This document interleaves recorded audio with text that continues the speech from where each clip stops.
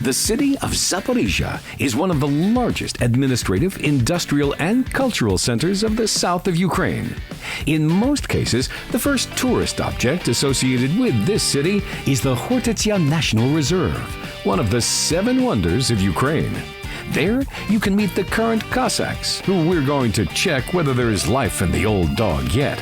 But first, we have to meet with the person who knows how to create Iron Man and even more.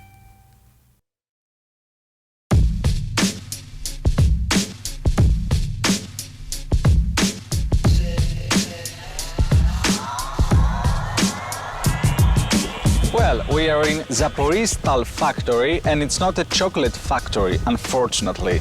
It's a steel factory. Let's see how it's gonna look. It's gonna look like NASA, like a real factory. I have no idea. We'll see. I mean, it's something I normally don't look after, but it might be interesting. So let's have a look inside. Join us. Come on.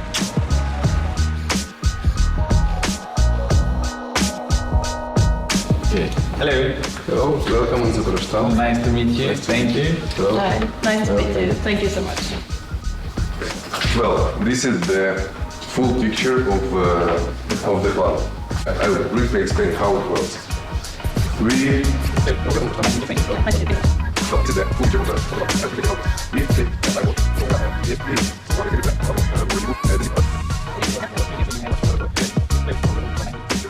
Look, this is the online speed of the metal. It's And- quite fast, right? Absolutely, it's very fast. You will see. And after that,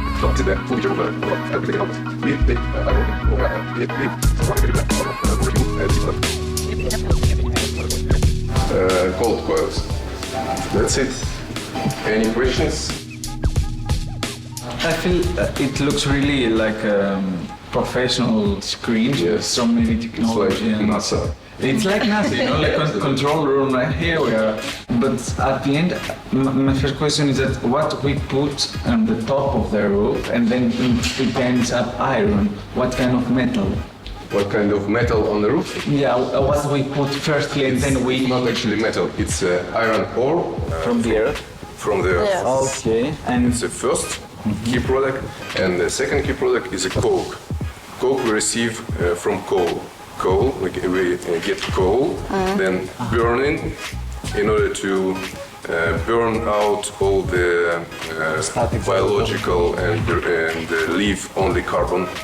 And this coke product is carbonized coal, burns the iron ore, and the metal goes through this blast furnace.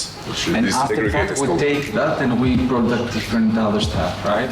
Yes, we take iron, remove the carbon from iron, and then we receive steel. Great.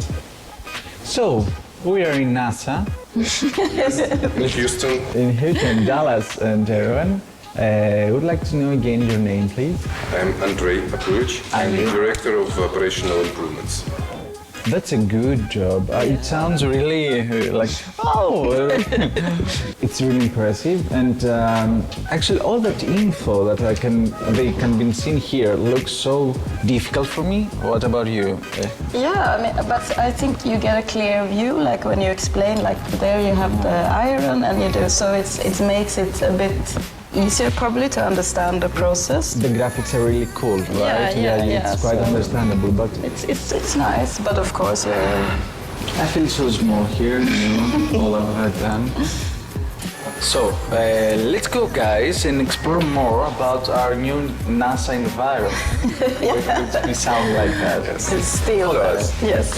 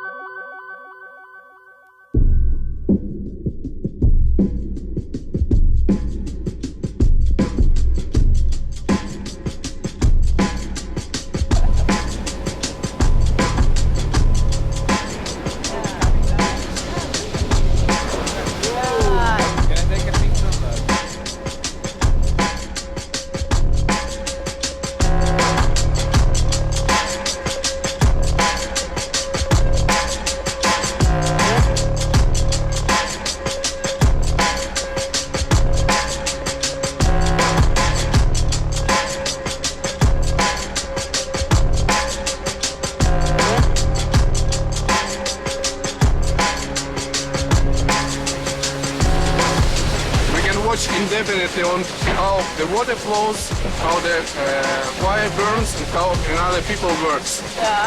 So when you see on the hot metal, the two items get inside the hot metal flows. Yeah. It's really fantastic. Yeah. You're right. I mean, it's just amazing.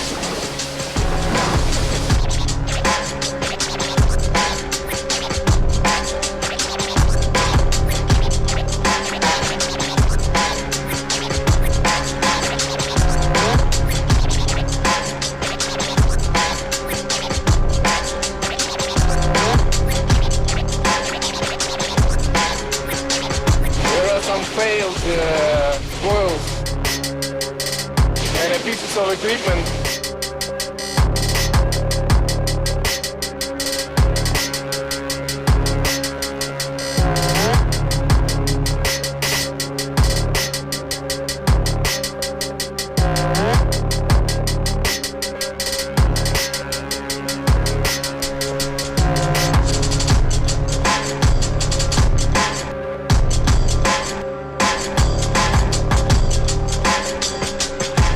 Technology is absolutely new, absolutely environmentally friendly. That's there very is zero emission into atmosphere and into water. That's really That's super cool, yeah. good.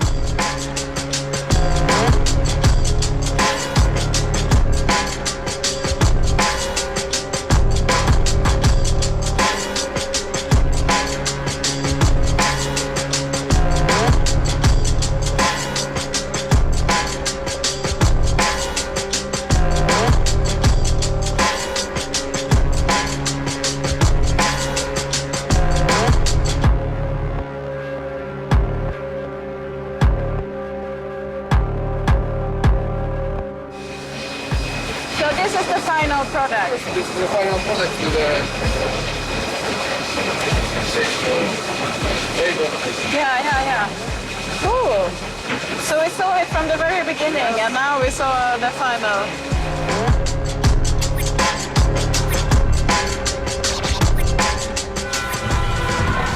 Actually, we just end our exploration in the factory.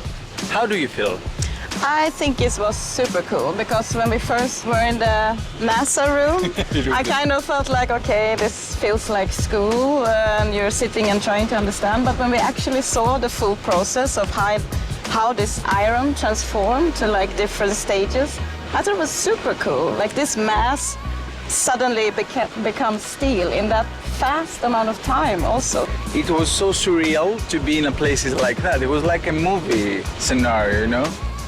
Really cool. Thank you so much. Super. Thank you. Thank you very much.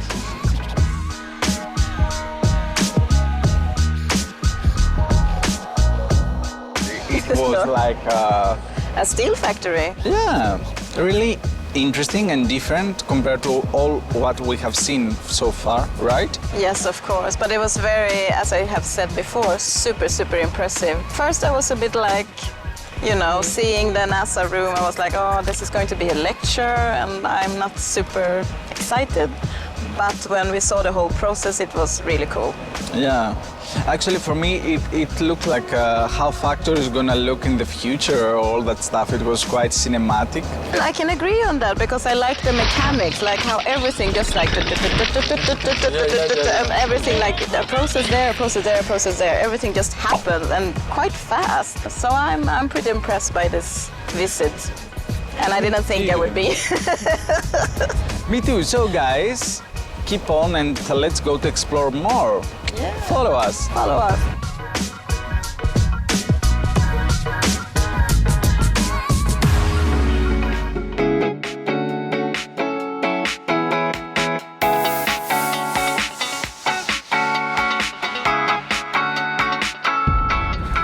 Well, here we are. Actually, we are in... The island of Khortytsa. Yeah, it's a really great island and it's really symbolic and important for Ukraine. What I meant that 300 years ago, Cossacks were settled down themselves here, and actually they created their own democratic state. state. Yeah, it was. They have their own rules, they have their own laws, And it could be said that it was the first democratic constitute in Europe for the time being, and really important for Cossacks. So we are here to see How they lived at the time. Yeah. So follow us and check how it worked.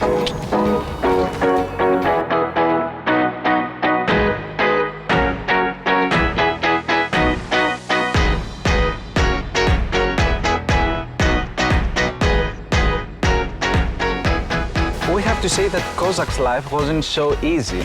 I mean, people here used to live only men, and in their theory, their Cosmo theory, has to do more with being brutal, being independent, and work out more your body. So it wasn't an easy thing to live as a Cossack. You couldn't even drink at all because you're gonna get punished. Yeah, severe punishment. Yeah. You were drunk. It sounds quite hard, but it worked. And I love their haircuts and their costumes, the way they got dressed up. It seems like they were kind of a proud. Proud and brutal and Proud really and muscular, you know, like, I'm here and protect you. It was like that. So they seem quite proud, but the happiest for me, and maybe for you too, is that during our day here, a film production took place, shooting production. So we are so glad to see real costumes and how they lived in a way. So do you want to join the film production and just watch? I know that we could not record, but we can see and then we can talk about that to Maybe we you. can be part of that. Yeah, Get dressed do I look as like a Cossack. real Cossack? You know, like with my earrings? You do.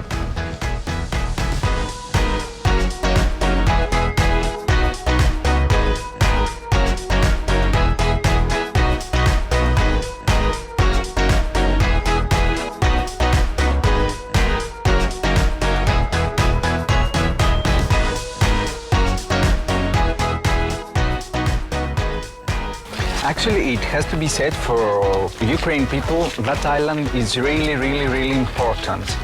What I mean is that for them, since Cossacks created the first democratic state here 300 years ago, it's a kind of symbol for them. It's a great honor for us to be here. I feel. Did you feel like that? Of course, it's part of their history, so it's very interesting.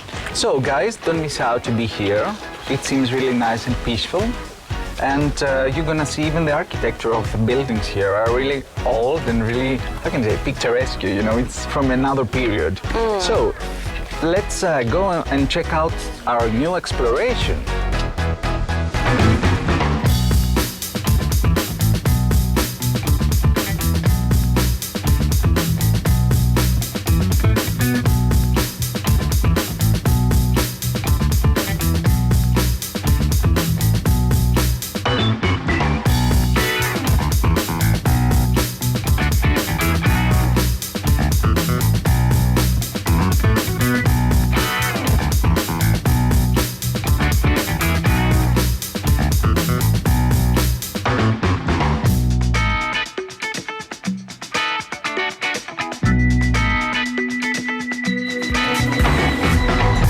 So, we're gonna see a traditional choreography of Cossacks, right? Cossacks, sorry, and dancing and making that warrior We're gonna stuff. see their fighting abilities and their connection, relationship with their horses. But we have so many bees here, so that's why we're doing we are like a bit that. afraid of bees, that's Yeah, why. both of us were kind of allergic, so so it's not that we try to copy them, we just don't want the bees. We to need a have- sword for bees.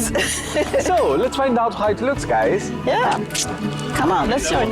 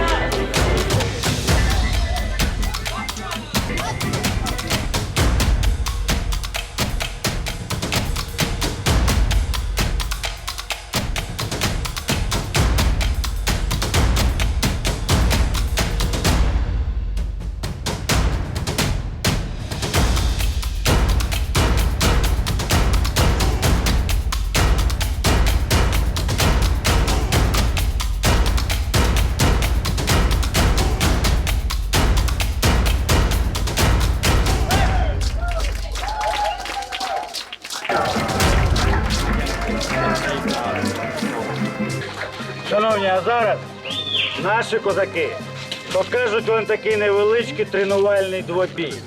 Як запорожці тренувалися, як вони вдосконалювали свою майстерність володіння шаблями. Та й взагалі. А от як же ж запорожці розважалися на січі? Готові, козаки? Готові? Ну тоді до бою, брати!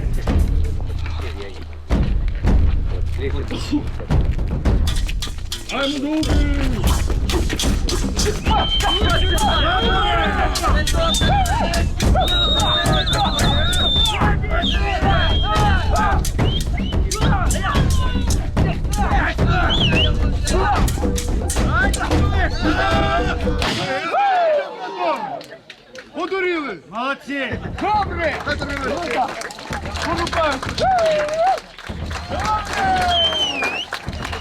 Ото бачите, якщо вчасно не зупиниш, ще й порубають один одного розбишак. А от якщо казати про майстерність володіння шаблями, то запорозькі козаки казали. Майстерність володіння шаблею – це вже тоді, коли шабля стає продовженням твоєї руки. Тобто це як поєднання з твоїм тілом. Саме тому за допомогою цієї шаблі зараз я на руці у нашого козака Палія розрубаю ось такий повірок. Але вам усім одразу треба зрозуміти, шановні, якщо вчасно не зупинити шаблю, протягнути її хоча б трошки далі, насправді його можна не тільки травмувати, або навіть і покалічити. Нова рука відросте. Як завжди. Ой-ой-ой. Мама. Заберіть.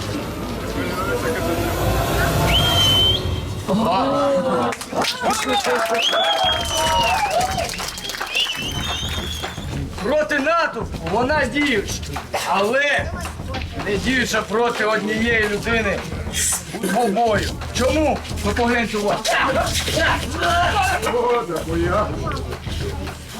Але якщо натовп ворогів обступає Котигорошка з довгим, то уявіть, що буде за Макіта.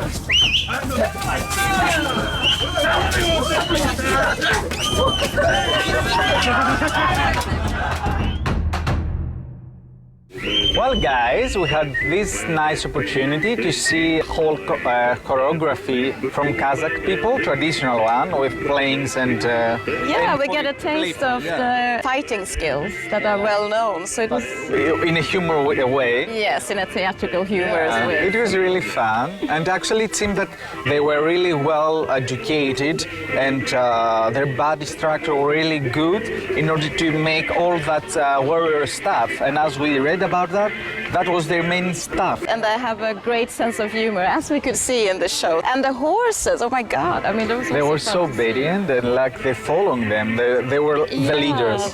So, having a great bond. guys, yeah, keep on and let's explore more. Follow us.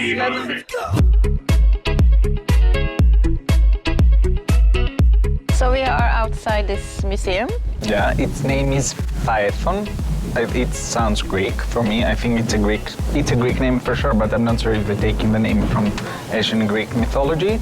And it's a really nice place because you can find here more than 150 cars, really seldom, and old cars, right? Yeah, but it's a retro museum, you can say that. So you find like old cars, old military vehicles and such things. And this museum has the biggest collection in the whole Ukraine. But the cool thing with that museum is that most of the cars that you can find inside, they could still walk on. So they took place in different exhibitions, car routes and everything. So And this museum is 11 years old. And it's been, they have had like 150 exhibitions already during this 11 years, so it's quite a lot. So, shall we take a look inside and see what we can find? Come on.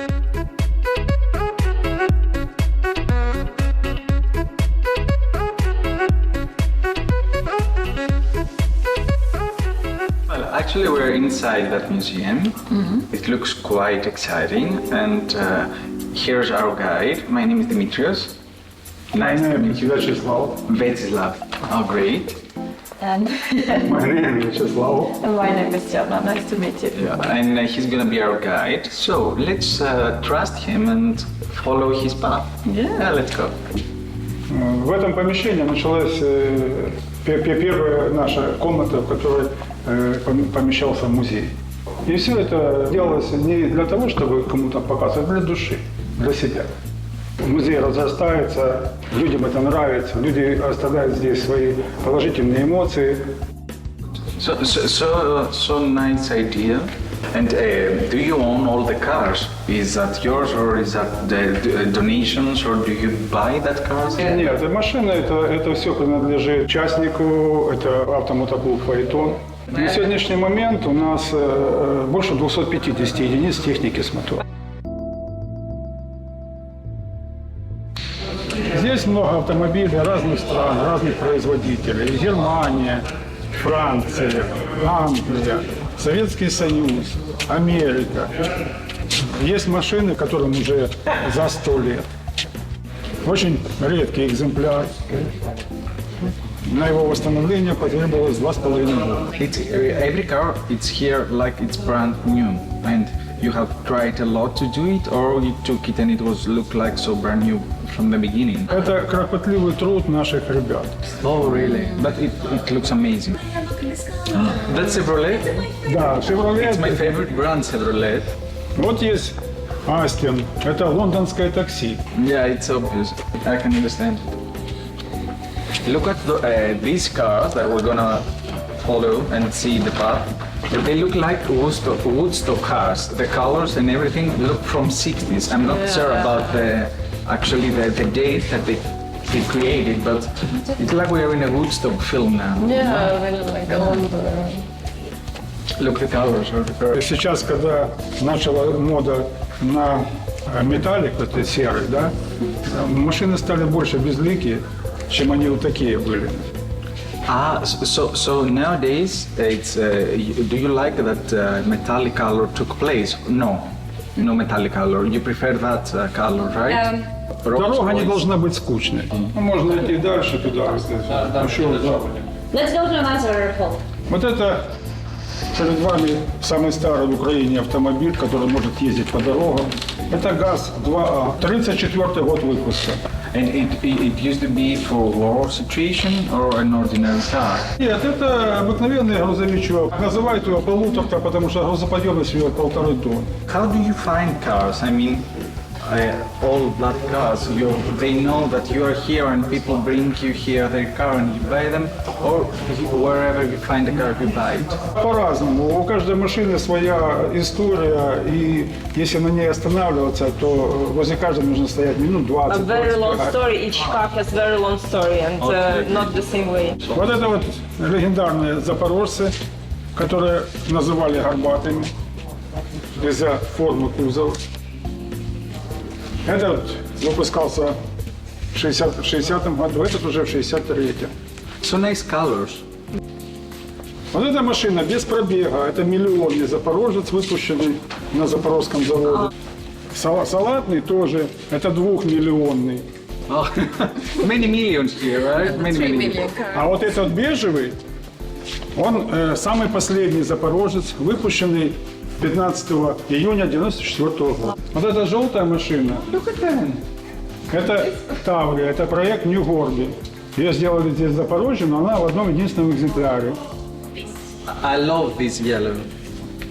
Could I have the keys and go for a ride? Thank you so much for the guide. It's like a ride in history, and people might be really lucky that you like to collect all of the cars and give a really effort to do that. So you're great. Thank you so much. Thank you. Thank you. Well, actually, guys, we are in the end of the episode. We have this lovely guide here and travel us back to history, as we said. Yeah. The whole episode, so much up and down. I mean, a great diversity of things could happen in one day in Ukraine at the same place. So, keep on watching us. Thank you for everything. See you in the next episode. Bye.